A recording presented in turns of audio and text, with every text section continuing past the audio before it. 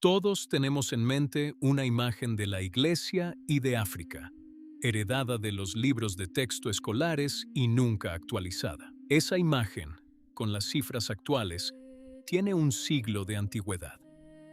Y la persona que la desmanteló de la manera más decisiva lo hizo hace unos días, desde el altar, en medio de una ordenación. No es un tradicionalista de la frontera ni un bloguero enfadado. Es un arzobispo estadounidense de una diócesis importante, enviado allí específicamente para una ordenación. Y las palabras que utilizó durante la ordenación son del tipo que nadie suele pronunciar con un báculo pastoral en la mano. Makurdi, Nigeria Central, estado de Benue. El sábado 22 de agosto, en el centro de peregrinación de Sesug María, 14 diáconos fueron ordenados sacerdotes en una sola ceremonia, 14 en una sola celebración, y no en una catedral de la ciudad, sino en un centro de peregrinación, en una región donde ser sacerdote conlleva un riesgo real. Quien la preside no es un obispo local, sino Salvatore Cordileone, arzobispo de San Francisco, que dirige esa diócesis desde octubre de 2012. La diócesis que lo acoge, Benue, es una de las zonas del país donde los cristianos son atacados con mayor frecuencia. Y esto pesa en cada palabra de la homilía. En otra homilía del mismo día, se lo dice a los nuevos sacerdotes sin suavizarlo.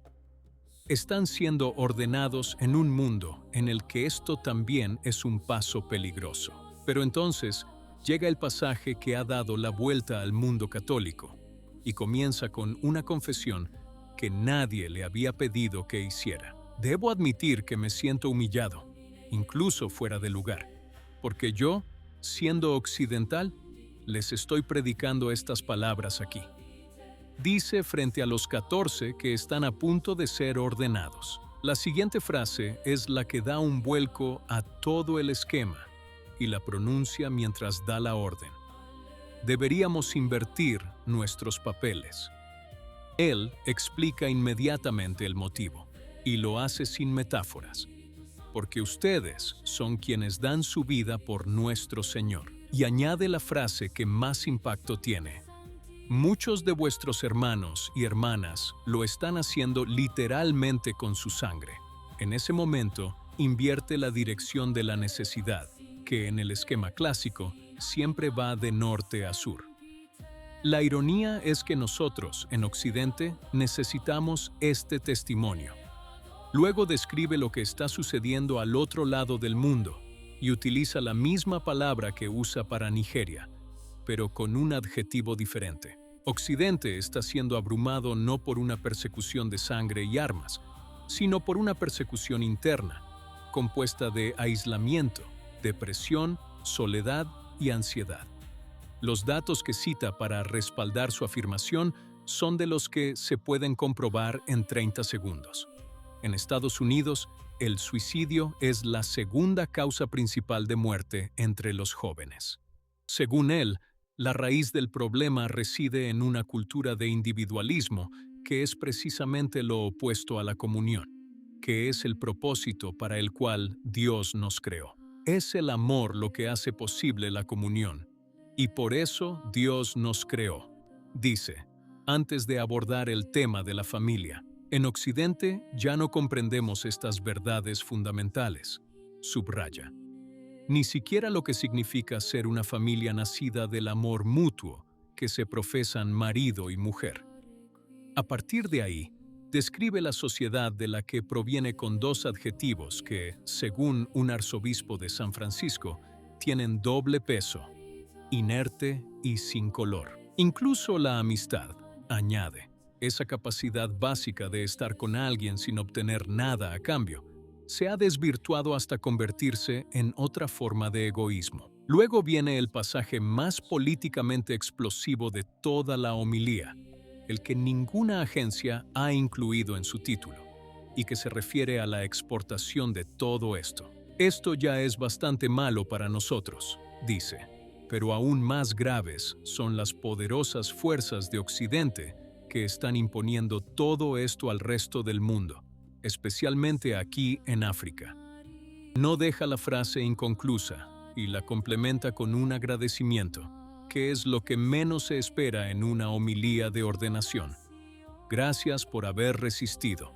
También añade, refiriéndose a aquellos a quienes se dirige, y no solo a los sacerdotes. Sé que la presión es enorme, especialmente para los líderes nacionales de este continente.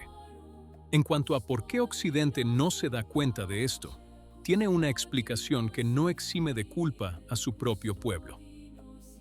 Las comodidades y conveniencias físicas, dentro de esa cultura de egoísmo, han debilitado nuestra resistencia espiritual. Sin embargo, continúa. Quienes observan se ven afectados por lo que ven.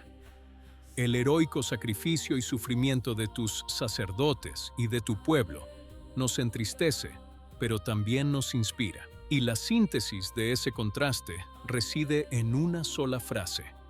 Sufres hasta derramar sangre y permaneces alegre en tu fe cristiana. El compromiso que asume en última instancia es mutuo, y la fórmula que utiliza pone a las dos iglesias al mismo nivel. Estamos con ustedes y los apoyamos, y ustedes nos apoyan a nosotros. También dice lo que Occidente necesita, y no es dinero ni personal. Es la voz de África y su testimonio. En particular, el testimonio de Nigeria. Finaliza con dos oraciones que, después de todo lo demás, suenan menos ritualistas de lo habitual.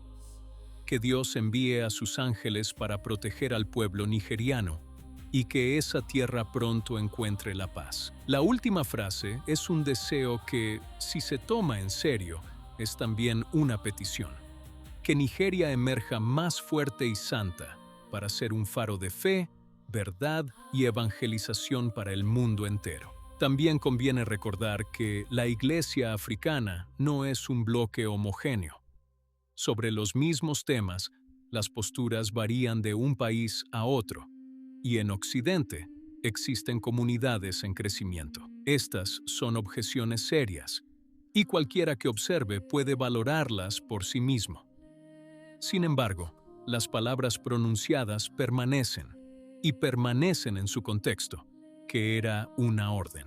Por último, hay un detalle que casi todos han pasado por alto y que da un giro diferente a toda la discusión. En su homilía, Cordileone agradeció al obispo que lo recibía, Wilfred Chikpa Anagbe, llamándolo el pastor y padre de su diócesis, y elogiando su voz profética. Dice de él que sigue siendo la voz de los perseguidos, incluso a costa de un gran sufrimiento personal, y no da un paso atrás. Sin embargo, ese obispo no es solo un predicador. Es el mismo que compareció ante una audiencia del Congreso de los Estados Unidos para pedir una intervención militar que protegiera a los cristianos de su país. Así que cuando el arzobispo estadounidense dice «deberíamos invertir nuestros papeles», está agradeciendo a un hombre que ya ha ido a Washington a pedir ayuda a Occidente. Si aprecias nuestro trabajo y quieres ayudarnos a continuar, puedes suscribirte al canal o dejarnos un super gracias. Incluso un pequeño gesto marca la diferencia. Muchísimas gracias. ¿Qué opinas? Si te gustó el video, comenta amén. Que Dios te bendiga.